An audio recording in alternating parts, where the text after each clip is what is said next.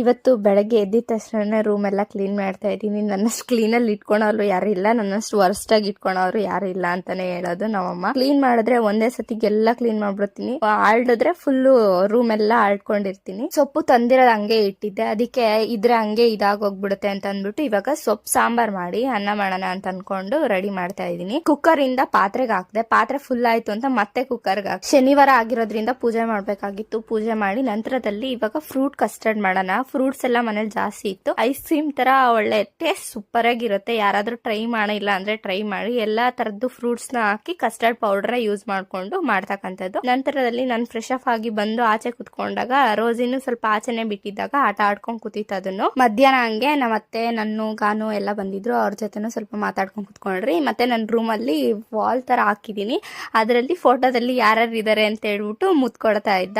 ಜ್ವರ ಬಂದಿದ್ರು ಎಷ್ಟು ಆಕ್ಟಿವ್ ಆಗಿದ್ದಾನೆ ಅಂದ್ರೆ